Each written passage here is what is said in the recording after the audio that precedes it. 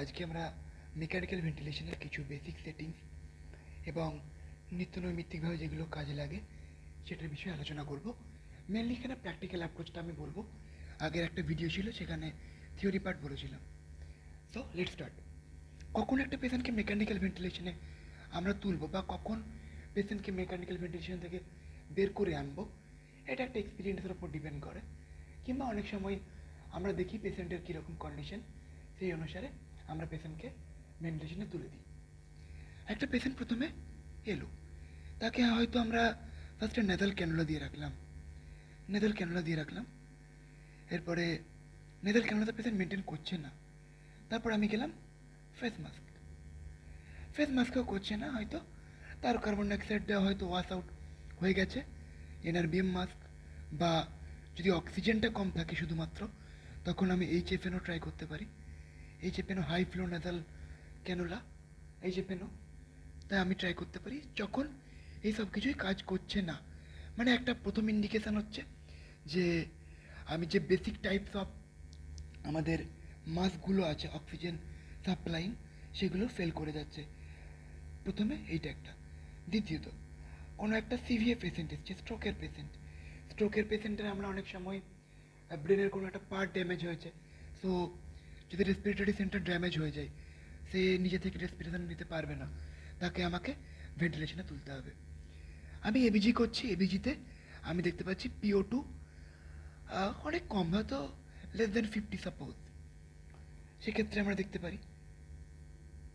আবার কোনো ক্ষেত্রে হয়তো আমি যখন মনিটরে দেখছি কারো কারো হয়তো SpO2 ফল করছে, পেশেন্ট গ্যাসপিং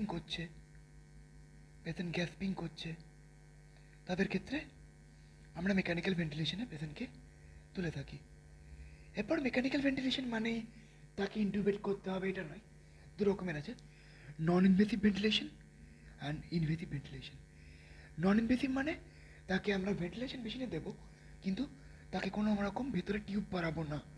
সুতরাং আমরা যেটা এন্ডোট্রাকিয়াল টিউব পরাই, sorry oropharyngeal tube, not endotracheal tube, oropharyngeal tube পরাবো। এক্ষেত্রে দরকার হবে না, এক্ষেত্রে দরকার হবে। প্রথমে আমরা এনআইভিতে ট্রাই করে দেখতে পারি। যদি পেশেন্ট কনসাস থাকে, তখন যদি পেশেন্ট আনকনসাস থাকে, তখন সে এনআইভি বলো কিংবা বাইপ্যাপ মেশিন যেটা আছে, বাইপ্যাপ সিপ্যাপ মেশিন, সেটা নিতে পারবে না। তো তাকে ইনভেসিভ ভেন্টিলেশনে আমাকে নিয়ে যেতে হবে। হ্যাঁ, একটা ব্যাপারে বলে রাখি, এইচএফএনও তো পেশেন্টকে দেওয়া যাবে, যদিও পেশেন্ট ড্রাউজি বা সিরেটেড থাকে, মানে আনকনসাস টাইপ থাকে, তখন আমি এইচএফএনও দিতে পারি, বাট এনআইভি দিতে পারবো না, কিংবা বাইপ্যাপ মেশিন দিতে পারবো না। সো এনআইভি আর ইনভেসিভ ভেন্টিলেশন দুরকম। এরপরে মেকানিক্যাল ভেন্টিলেশন মানে আমরা মেনলি ভাবি ইনভেসিভ ভেন্টিলেশন, নন ইনভেসিভটা পরে আসছি আমি। ইনভেসিভ ভেন্টিলেশন, এখানে দুটো বেসিক মোড আছে, দুটোতেই এটা ইনভেসিভও নন ইনভেসিভও থাকে, দুটো মোড, এনআইভি আর NIV. Volume control and pressure control. Volume কন্ট্রোলে কী হয়, আমরা একটা ফিক্সড ভলিউম অফ অক্সিজেন আমরা দিতে থাকি। ফিক্সড একটা ভলিউম অফ, মানে ফ্লোটা আমি কনস্ট্যান্ট রাখছি। Flow is constant here, flow constant. And in case of pressure কন্ট্রোলে কী করি আমরা, না একটা কনস্ট্যান্ট প্রেসার আমরা দিয়ে রাখছি। Pressure is constant, and in volume control the volume is constant.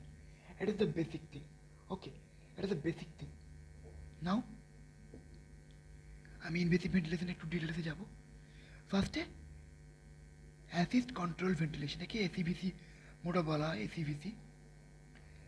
এসিভিসি মোডে কী হয়, যে একটা পেশেন্টকে পুরোপুরিভাবে আমার ভেন্টিলেশন মেশিন সাপোর্ট দিচ্ছে, পেশেন্ট নিজে থেকে কোনো রকম ব্রেথ নিচ্ছে না, তাকে আমরা, পেশেন্ট যদি একদম আনকনসাস থাকে, সো আর কিছু করার দরকার নেই। যদি পেশেন্টকে আমরা দেখি যে পেশেন্ট ড্রাউজি হয়ে গেছে, কিন্তু পেশেন্টকে পুরোপুরি আমাকে এখানে সিডেট করতে হবে, সো আমরা বিভিন্ন রকমের জিনিসপত্র ব্যবহার করে থাকি। মিডাজ মিডাজোলাম, কিন্তু যদি রেনাল ফেলিওর পেশেন্ট থাকে, আমরা এটা ইউজ করতে পারবো না। রেনাল ফেলিওরে ম্যাক্সিমাম অফ আমাদের যেগুলো অ্যানাস্থেটিক আছে, সেগুলো কন্ট্রাইন্ডিকেটেড, বা যেগুলো সিডেটিভ হিপনোটিক্স আছে, এক্সেপ্ট অফ অ্যালপ্রাজোলাম ইউজ করতে পারি, অ্যালপ্রাক্স, যদি এক্ষেত্রে এটা ইউজ করা হয় না, অ্যালপ্রাক্স ইউজ করা যেতে পারে, অ্যামিট্রিপ্টাইলিন ইউজ করা যেতে পারে, কিন্তু midazolam is contraindicated. So midazolam হচ্ছে একটা অ্যানাস্থেটিক প্রপার্টি আছে, এটা বেঞ্জোডাইজেপিন গ্রুপের।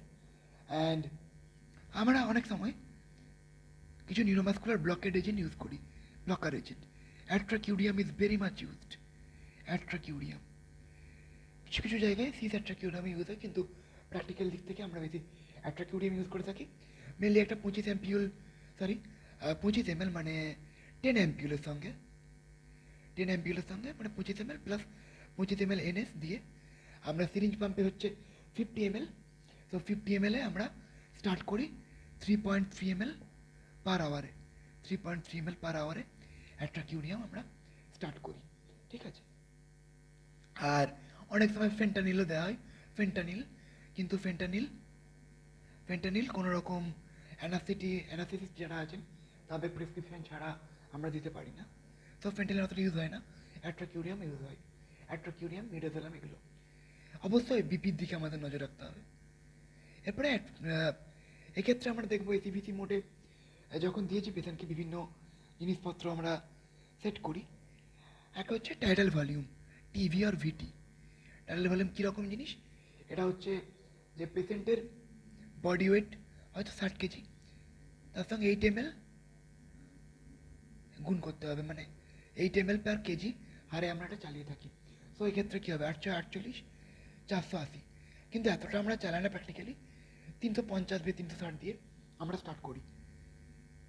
ওকে, নেক্সট ভিডি হলো।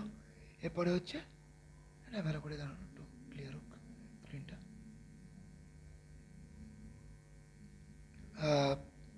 এরপর হচ্ছে রেসপিরেটরি রেট। যদি কোনো পেশেন্টের এবিজিতে দেখি কার্বন ডাইঅক্সাইড খুব বেড়ে গেছে, হয়তো আমি দেখছি প্রায় অ্যাবাভ 50, তখন আমাকে রেসপিরেটরি রেটটা বাড়িয়ে রাখতে হবে, মোর দ্যান 20 রাখি। সো ওয়াশ আউটটা বেটার হয় এক্ষেত্রে, রেসপিরেটরি রেট। আর এমনি নর্মাল ক্ষেত্রে যদি যখন কার্বন ডাইঅক্সাইড ঠিক আছে, আমাদের নর্মাল রেসপিরেটরি রেট যেমন 12 to 18 এরকম একটা সেট করি, 12 to 16 বা 18, বিভিন্ন বই বিভিন্ন রকম বলে। দেন FiO2, এটা খুব ইম্পর্টেন্ট। যখন মেকানিক্যাল মেনটেন্যান্স স্টার্ট করছি আমি 100% দিয়ে স্টার্ট করব। এরপর এবিজিতে ভ্যালু দেখবো, PO2 ভ্যালু, যদি PO2 80-র উপরে থাকে আমরা ট্যাপার করতে থাকি। আর লেস দেন আমরা ম্যাক্সিমাম 30 অবধি করতে পারবো, কারণ নর্মাল এয়ারেতে FiO2 21% আমরা জানি। সো এটা দেখে ট্যাপার করা হয় এভাবে, সরি। ওকে, তারপরে আসছি PEEP. What is PEEP? It is positive end expiratory air pressure. Positive end expiratory pressure কি? এটা অ্যালভিওলাইগুলোকে ফুলিয়ে রাখে, এটা একটা মিনিমাম অফ এয়ার প্রেসার। এটাকে সেমি H2-তে করা হয়, not millimetre of mercury, centimetre of ওয়াটারে অ্যালভিওলাইগুলোকে এটা ফুলিয়ে রাখে। আমরা এটা 5 দিয়ে শুরু করি। এরপর ARDS কোনো পেশেন্ট থাকলে এটা আমরা 7 অবধি দিতে পারি, ARDS পেশেন্ট থাকলে। কিন্তু পিপের ব্যাপার হচ্ছে যদি আমরা পিপ বাড়াই পেশেন্টের প্রেসার কিন্তু ফল করবে, PEEP proportional to 1/BP of patient. সুতরাং প্রেসার কারো কম থাকলে আমরা পিপটাকে কম রাখার চেষ্টা করি, পিপ বাড়ালে প্রেসার কিন্তু আরও ফল করে যাবে, সুতরাং সেটা আমাদের নজরে রাখতে হবে। ওকে, নাও one pressure support is given. Pressure support, it is around 8 to 12 এরকম রাখা হয় আর কি। It is the extra push-up pair during spontaneous ventilation. এটা এই প্রেসার সাপোর্টটা এসিবিসিতে লাগে না, এটা নন ইনভেসিভের ব্যাপার, সেখানে আমরা আলোচনা করব। সুতরাং আমরা কী কী পেলাম এক্ষেত্রে? ভিটি, টাটাল ভলিউম, পিপ পেলাম, positive end expiratory air pressure, FiO2 and respiratory rate, okay, sorry, and respiratory rate, এই চারটাকে আমরা মেনলি ফোকাস করি এসিবিসির ক্ষেত্রে। নাও এরপরে সেকেন্ড পার্টে আসছি, অ্যাসিড কন্ট্রোল হয়ে গেল। এরপর হচ্ছে SIMV। What is SIMV? SIMV, SIMV means synchronised intermittent mandatory ventilation. এক্ষেত্রে পেশেন্ট হয়তো, মানে আমি এসিভিসি মোডে রেখেছি, পেশেন্টকে উইনিং মানে হচ্ছে ভেন্টিলেশন থেকে বার করার কিছু স্টেপ আছে, এসিভিসি মোড, দেন SIMV, দেন প্রেসার সাপোর্ট মোড, দেন টি টিউব, দেন এক্সটিউবেশন। এটা একটা স্টেপ বাই স্টেপ করলে পেশেন্টের লাইফ রিস্ক কম থাকে। এবার এসআইএমবি মোডে কী হয়, আগেরটাই যেমন বললাম এসিবিসি মোডে পুরোটাই মেশিন সাপোর্ট দিচ্ছে, এখানে মেশিন কিছুটা সাপোর্ট দেবে, আর কিছুটা সাপোর্ট দেবে আমার পেশেন্ট নিজে কিছুটা ব্রিথ নেবে। ঠিক যখন পেশেন্ট ব্রিথ নেবে তখন মেশিন হেল্প করবে না, মানে এরকম যদি গ্রাফটা হয়, এইসব জায়গাতে মেশিন সাপোর্ট করছে, ইন দ্য মিন টাইম পেশেন্টকে নিজেকে ব্রিথ নিতে হবে। তখন অবশ্যই আমাকে অ্যাট্রাকিউরিয়াম বা মিডাজোলাম যেগুলো চলছিল সেগুলো অফ করে দিতে হবে। মানে পেশেন্টকে যখন সিডেটিভ থেকে, মানে পেশেন্ট পুরোপুরি আনকনসিয়াস থেকে কনসাস যখন হচ্ছে তখন আমরা এটা দিয়ে থাকি। এক্ষেত্রে একটা প্রেসার সাপোর্ট হয়তো কিছু ক্ষেত্রে দেওয়া থাকতে পারে 8 to 10 মিলিমিটার অফ মার্কারি। বাকি সব একই। এখানেও আমি টাইটাল ভলিউম ভিটি রাখবো, এক্ষেত্রেও আমি রেসপিরেটরি রেট এখানে এফ দিয়ে অনেক সময় বলা হয়, এফআইও2 রাখবো, ওকে, এফআইও2 রাখবো। এছাড়াও আমি পিপ রাখবো, ঠিক আছে, এই সবই একই রকম।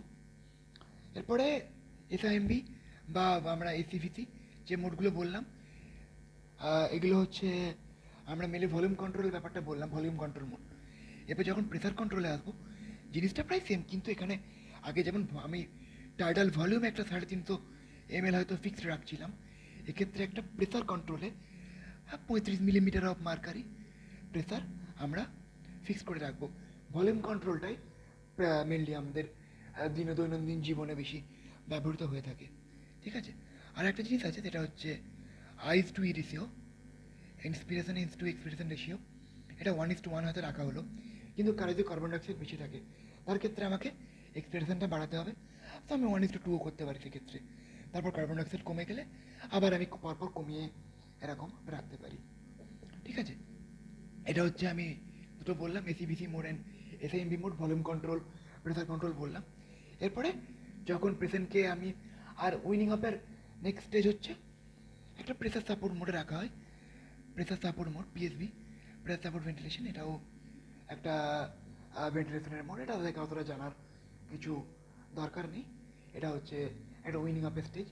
এরপরে আমরা পেশেন্টকে ভেন্টিলেশনের মেশিন থেকে বের করে দিয়েছি, টিউব পরানো অবস্থায় অক্সিজেন কানেক্টারের সঙ্গে যুক্ত করে দেওয়া হয়, একে টি টিউব ভেন্টিলেশন বলে। আমরা দেখবো যে পেশেন্টের এবিজি টি টিউবে কিছুক্ষণ 2 থেকে 4 ঘন্টা রাখার পরে এবিজি করবো, যদি পেশেন্টের অক্সিজেনেশন ইমপ্রুভ করে, পেশেন্টের ক্লিনিক্যাল কন্ডিশন ইমপ্রুভ করে, তখন আমরা এক্সটিউবেশনের দিকে হাঁটবো। এরপরে এক্সটিউবেট করে দিলাম পেশেন্টকে, এক্সটিউবেশনের পরে আমি পেশেন্টকে নন ইনভেসিভ ভেন্টিলেশনে রাখতে পারি, এনআইভি, নন ইনভেসিভ ভেন্টিলেশনে রাখলাম। সেক্ষেত্রে একটা প্রেসার সাপোর্ট যেমন আগে বললাম 8 to 10 মিলিমিটার মার্কারি দিয়ে রাখবো, আর বাকি ভিটি, রেসপিরেটরি রেট, পিপি সব সবই থাকবে। সুতরাং এটা হচ্ছে ভেন্টিলেশনের কিছু বেসিক মোডস। আর এনআইভি মোডের বিভিন্ন কয়েকটা ব্যাপার আছে, যেমন কন্টিনিউয়াস পজিটিভ এয়ারওয়ে প্রেশার, এটা মেনলি আমরা ইউজ করে থাকি sleep apnoea, obstructive sleep apnoea পেশেন্টের ক্ষেত্রে। BiPAP, BiPAP bi level positive oxygen pressure, এটা হচ্ছে কন্টিনিউয়াস পজিটিভ অক্সিজেন প্রেশার। বাইপ্যাপেরও বিভিন্ন বাইপ্যাপ মেশিনেও করা যায়, আর আমরা এটা এনআইভি ভেন্টিলেশন যেটা আছে সেখানে আমরা বাইপ্যাপ দিতে পারি। এখানে একটা হয়তো 12-6 থেকে মেনলি শুরু করা হয়, মানে এটা হচ্ছে ইন্সপিরেটরি ব্যাপারটা, এটা এক্সপিরেটরি ব্যাপারটা। গ্যাপ যদি যেটা ইন্সপিরেটরি এটা আইপ্যাপ, আইপ্যাপ যত আমরা বেশি রাখবো তত পেশেন্টের carbon dioxide wash out better হবে। আর ইপ্যাপটা মানে নিচেরটা মেনলি এটা হচ্ছে অক্সিজেনেশনের জন্য।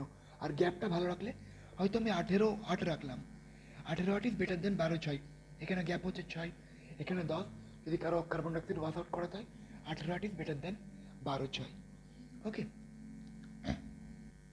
আর কিছু জিনিস বলে রাখা ভালো যে যখন আমরা পেশেন্টকে বললাম অ্যাট্রাকিউরিয়াম দিচ্ছি, আমাদের কিন্তু অ্যাট্রাকিউরিয়াম একটা দেওয়ার সঙ্গে সঙ্গে পেশেন্টকে আমাকে প্রায় ইনটিউবেট করতে হবে, কারণ রেসপিরেটরি মেসাল প্যারালাইজ হয়ে যাচ্ছে, সো পেশেন্ট রেসপিরেটরি ফেলিওর দিকে যেতে পারে। আর অনেক ক্ষেত্রে ডিফিকাল্ট ইনটিউবেশন থাকে, সেক্ষেত্রে আমরা ডাইরেক্ট ল্যারিঙ্গোস্কোপ দিয়ে যেমন দেখছি সেরকম একটা গাইড ওয়ার বা বুঝি বুঝি যেটাকে বলে সেটা দিয়ে আমরা জায়গাটাকে, মানে যে এপিগ্লটিক এরিয়াটাকে ভালো করে দেখে আমরা যে আমাদের টিউবটাকে পরাতে পারি। এরপরে একটা পেশেন্টকে 7 দিন আমি ম্যাক্সিমাম 7 দিন ভেন্টিলেশনে উইথ টিউব রাখতে পারি। এরপর 7 দিনের উপরে হলে আমাকে ইএনটিতে কল দিতে হবে। ইএনটি এসে ট্র্যাকিওস্টমি ট্র্যাকিওস্টমি করবে। এরপর ট্র্যাকিওস্টমি টিউবের মাধ্যমে পেশেন্ট ভেন্টিলেশন পাবে। ওকে। আর ভেন্টিলেশন মেশিনে দেওয়ার আগে অবশ্যই বাড়ির লোকের কাছ থেকে কনসেন্ট নেওয়া খুবই প্রয়োজন। এই মোটামুটি ভেন্টিলেশনের বেসিক ব্যাপার স্যাপার। আরও ডিটেলসে যাওয়া যেতেই পারে, কিন্তু এটা দৈনন্দিন জীবনে প্র্যাকটিক্যালে মোটামুটি এটাই কাজে লাগে। ওকে, থ্যাংক ইউ।